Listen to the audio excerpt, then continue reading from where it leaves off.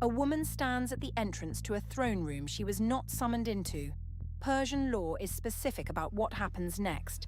Anyone, queen included, who approaches the king uninvited dies, unless he raises his golden scepter in the next few seconds. She has fasted 3 days to reach this moment. Somewhere in the city, a decree already carries the king's own seal, ordering the destruction of her entire people on a single day, a few months from now. She has not told the king she is one of them. This is Esther. Most people think they know her story. The orphan girl, the beauty contest, the queen who saves her people. What almost nobody notices is something stranger hiding in plain sight inside the book that bears her name. Open the Book of Esther in a standard Hebrew Bible and read every one of its 10 chapters carefully. Somewhere in that search, count how many times the text says God or the Lord. The answer is 0, not once. In the entire Hebrew Bible, only Esther pulls this off, a book about a nation marked for death and then delivered, and its author will not write the name of the one most readers assume is doing the delivering.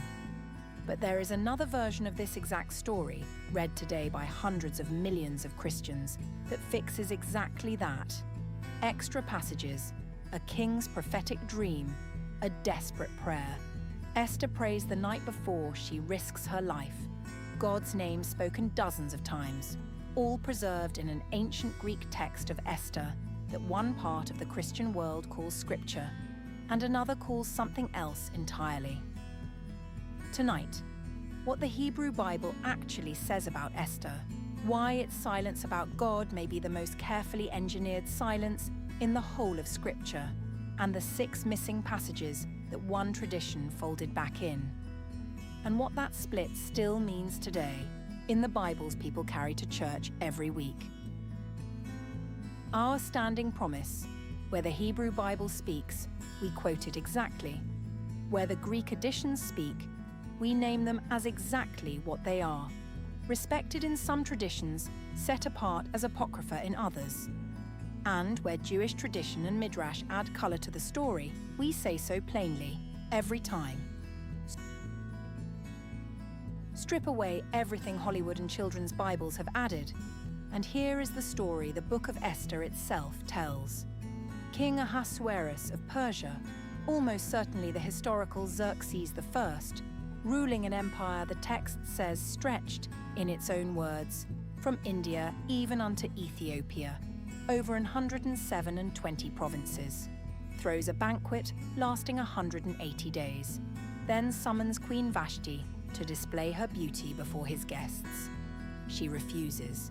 He deposes her on the spot, on his advisors' counsel that her defiance might inspire every wife in the empire to stop obeying her husband. A kingdom-wide search for a new queen turns up a young Jewish orphan named Hadassah. Raised by her older cousin Mordecai after her parents' deaths, the text tells us plainly her Persian name, the one everyone in the palace will know her by, is Esther. On Mordecai's explicit instruction, she does not reveal she is Jewish. She wins the king's favor above every other candidate and is crowned queen. Not long after, Mordecai overhears and reports an assassination plot against the king, which is recorded in the royal chronicles. A detail, the text is careful to note, that goes unrewarded for years. Meanwhile, a court official named Haman is promoted above all the other princes and demands that everyone bow to him. Mordecai alone refuses. Enraged, and learning Mordecai is Jewish, Haman does not seek revenge on Mordecai alone. He casts lots, called Purim in the text, to select a single day, 11 months out, and convinces the king to sign a decree ordering the destruction of every Jew in the empire, young and old, on that date. Mordecai sends word to Esther. She must go to the king and plead for her people.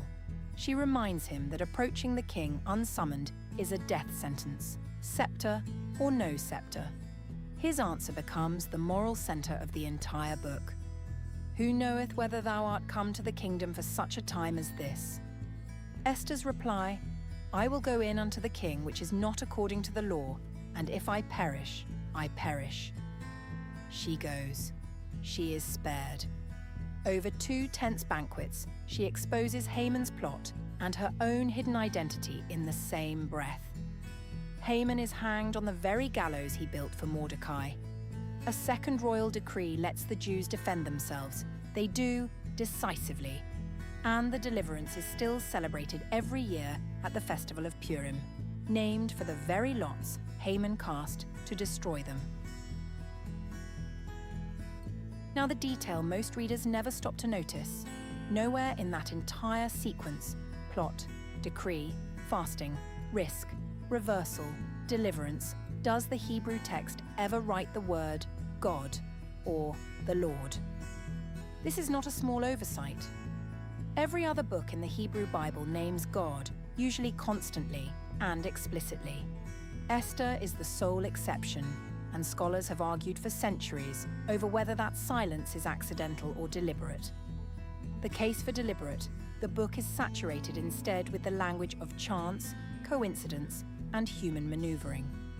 A king who happens to be unable to sleep the very night before Esther's plan needs him alert, timing so precise across so many separate court officials and decrees that many readers, ancient and modern, have read it as providence working invisibly through ordinary events rather than through open miracle. The festival born from the story is literally named Purim, lots, the mechanism of blind chance Haman used to pick a date, as if the book itself is making an argument. What looks like random chance may, in fact, be the fingerprints of a god who does not need to announce himself to be present. There's a historical theory too. Esther is set entirely in the Persian diaspora, among Jews living far from Jerusalem and the temple, under a foreign king's law, in a culture where invoking a national god too loudly could have been read as sedition. Some scholars argue the book's silence reflects the literary caution of a genuinely precarious diaspora community. A story that has to work, and does work, as court literature first, without ever needing the king's own scribes to flag it as a religious threat. Whatever the reason, the effect has unsettled readers for 2,000 years. Esther made it into the Hebrew canon at all only after real, recorded rabbinic debate about whether a book that never mentions God belonged there. It did, but the discomfort with that silence never fully went away. And somewhere in the centuries after, one community decided to do something about it.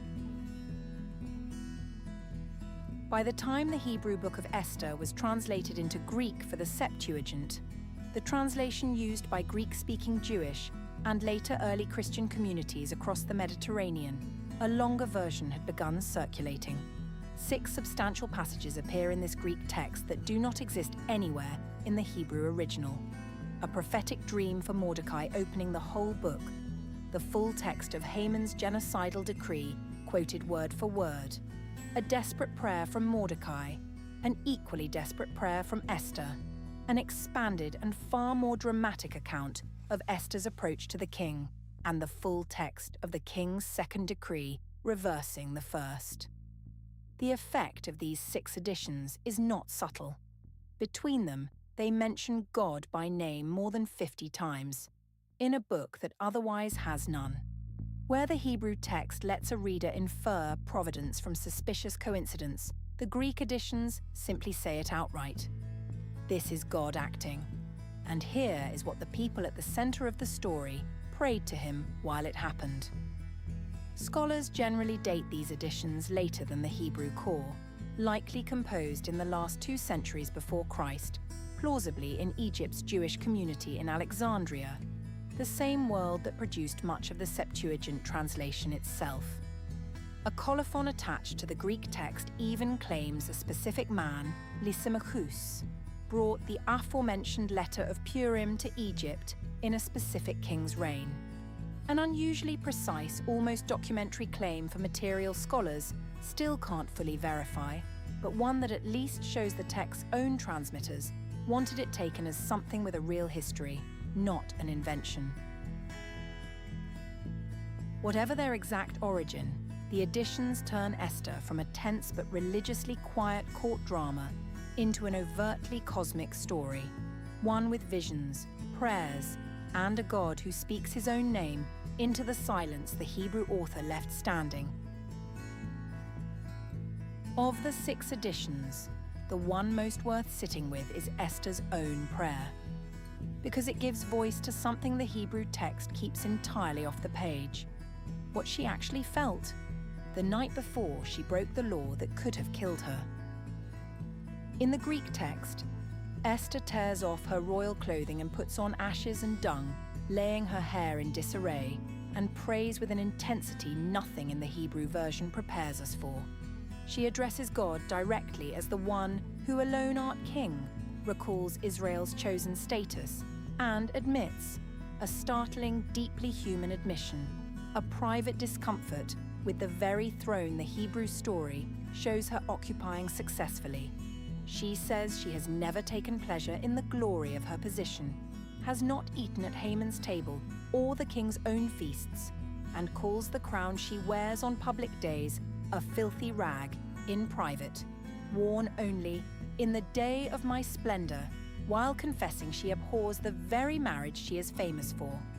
She prays specifically for courage in the audience she is about to risk her life to request, and for the words to say to a king she describes plainly as a lion. It is a portrait of fear and reluctance that the confident, composed queen of the Hebrew narrative never shows on the page. Whether or not this prayer was ever actually spoken, its existence tells us something real about how ancient readers wanted to understand Esther's courage, not as effortless royal confidence, but as terror, faced and overcome anyway. It is, in a sense, the emotional interior the Hebrew author chose to leave entirely to the imagination. The Greek editions don't only add prayers, they add an entirely different frame for the whole story, opening the book with a vision no reader of the Hebrew text ever sees. Mordecai, in the added opening, dreams of 2 great dragons preparing to fight, a nation of the righteous crying out in terror, and a tiny spring that grows into a great river, flooding with light and with the sun rising over it. When the added closing section returns to this dream, Mordecai interprets it plainly. He is one dragon, Haman is the other. The small spring that becomes a river is Esther herself, and the 2 nations preparing for battle are the Gentiles gathered to destroy God's chosen people, reversed at the last moment into deliverance. This is a strikingly different kind of storytelling than anything in the Hebrew Esther, closer to the visionary, symbol-laden apocalyptic literature found in books like Daniel than to the tight court intrigue of the original. It reframes the entire plot, before it even begins, as a cosmic battle glimpsed in advance by a man given prophetic sight, the opposite of a story where God's hand has to be inferred from suspicious timing. Placed at the very front and back of the book, this dream turns Esther into bookends, a hidden symbolic prophecy opening the story and its plain confirmation closing it, with the entire tense, quiet, providence through coincidence narrative of the Hebrew original sitting inside those 2 bookends like a story someone deliberately wrapped in a more overtly religious frame. So which version is the real Book of Esther? The honest answer is that it depends entirely on which Bible is in your hands. The Catholic and Eastern Orthodox churches include the Greek additions to Esther as fully canonical scripture, deuterocanonical, meaning belonging to a second canon, but scripture nonetheless, printed directly inside the text of Esther in Catholic and Orthodox Bibles today, exactly where the added passages occur. Protestant and Jewish tradition draw the line differently. The Hebrew Bible, and by extension the Jewish canon, never had these passages to begin with. They exist only in Greek, not in any Hebrew manuscript. When Martin Luther and other reformers returned to the Hebrew text as their standard for the Old Testament in the 16th century, material that existed only in Greek and not in Hebrew was set apart into what Protestant Bibles call the Apocrypha. Respected by many as valuable religious literature, but not treated as scripture on par with the rest of the Bible. Many modern Protestant Bibles omit the Apocrypha, including these editions, entirely. This exact fault line runs back even further, to Jerome, the 4th century scholar commissioned to produce a standard Latin Bible, the Vulgate. Jerome, unusually for his time, insisted on translating the Old Testament from Hebrew rather than Greek wherever possible. And he flagged the additions to Esther explicitly as material he could not find in the Hebrew text, moving them to the end of the book with a note explaining exactly that. That single scholarly decision, made in the 4th century, still shapes which believers today read Esther's prayer as scripture and which read it as respected tradition, not quite the same thing. Set the Greek editions aside, and Jewish tradition took its own, very different route to filling in Esther's silences, not through Greek prayers, but through centuries of rabbinic commentary and Midrash. The Talmud, in tractate Megillah, devotes extensive discussion to Esther, including a tradition tracing her ancestry back to Saul, Israel's first king, and, in some readings, identifying her as a descendant of the exiled royal line of Judah through Jeconiah, connecting her story to the deepest wound of the Babylonian exile. A recurring Midrashic tradition holds that Esther, even while queen, secretly kept the dietary laws of her people inside the palace, eating only vegetables and legumes rather than the king's food, exactly as the Hebrew Book of Daniel describes another Jewish exile doing at a different pagan court, a detail the biblical text of Esther itself never states outright, but which later readers found deeply fitting. Perhaps the most striking Midrashic claim concerns Mordecai himself. Some rabbinic tradition identifies him with the otherwise mysterious prophet Malachi, whose name means simply "my messenger," and about whom almost nothing else is known. A tradition that, true or not, reflects just how much later generations wanted every gap in this story filled with connection to Israel's larger sacred history. None of this is scripture in any tradition. It is centuries of rabbis reading a spare, silent text and refusing to leave its gaps empty. Not so different in spirit from what the Greek translators were doing with their own 6 editions, just working in a different language and a different tradition entirely. Here is a genuine, still debated puzzle with nothing legendary about it at all. Of every book in the Hebrew Bible, Esther is the only one never found among the Dead Sea Scrolls, the vast cache of Jewish manuscripts, some over 2,000 years old, discovered at Qumran starting in 1947. Every other book of the Hebrew Bible turned up at Qumran in at least fragmentary form. Esther alone is simply absent, out of hundreds of manuscripts recovered from that community's library. Scholars have proposed several explanations, and none is fully settled. One is pure chance of preservation, with only a fraction of any ancient library surviving 2,000 years in desert caves. Some genuine books were always going to be missing by accident alone. A second, more provocative theory ties the absence to the Qumran community's own religious calendar. The sect that preserved these scrolls followed a solar calendar sharply at odds with the mainstream Jewish lunar calendar that determines Purim's date, and some scholars suggest they may simply have rejected the festival, and by extension the book behind it, as illegitimate. A third theory notes, again, Esther's total silence about God, and wonders whether a community as intensely, explicitly God-focused in its own writings as Qumran's simply had little interest in copying a book that never once uses his name. No theory has won full consensus. What is certain is that the same book whose author left God's name conspicuously absent from its pages is also, uniquely among biblical books, absent from the oldest biblical manuscript collection we have ever found. Return now to the woman standing outside the throne room, 3 days into a fast, with no promise the king will raise his scepter. The Hebrew text gives us her fear only indirectly, in the sheer weight of, if I perish, I perish, in Mordecai's haunting suggestion that she may have come to the kingdom for such a time as this, for a reason neither of them can fully see yet. It never once tells us God is orchestrating events.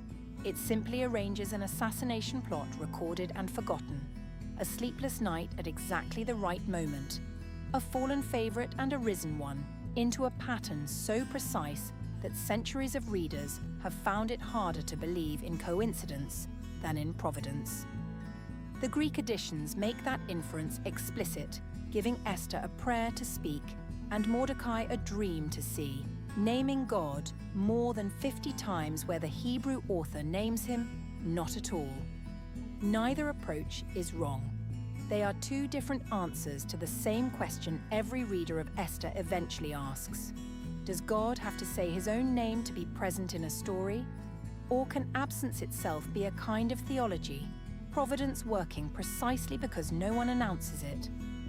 For many readers, that is exactly why Esther has endured as one of the most quietly radical books in the entire Bible. It does not ask you to see a miracle. It asks you to notice a pattern and decide for yourself what stands behind it. Whichever version of the text a tradition reads, the festival born from this story has outlasted every empire it was written under.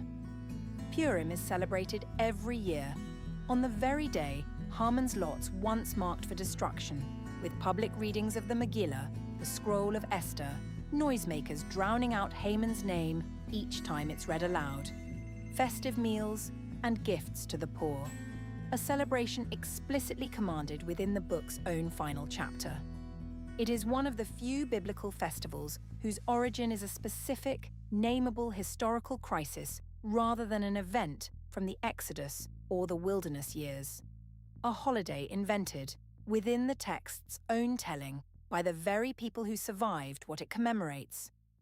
Across 2,500 years of exile, expulsion, and worse, a story about a hidden queen in a foreign court who nearly wasn't in time has remained one of the most joyously celebrated events on the Jewish calendar. Proof, for many who observe it, that deliverance doesn't require a visible miracle to be worth dancing about. The Hebrew Bible gave Esther 10 chapters and never once let her, or her God, say his name. One tradition left that silence standing. Another wrote in the prayers, the dream, and the name the Hebrew text withheld. Both versions are still read every week, somewhere in the world, by people who consider it scripture. What is our next documentary? Tell me, did the silence make Esther's courage feel more real to you? Or did the added prayer? I read everything. And if you enjoy the forgotten and lesser-known parts of scripture, subscribe. Because every week, we uncover another story most people have never heard this way. Until then, walk well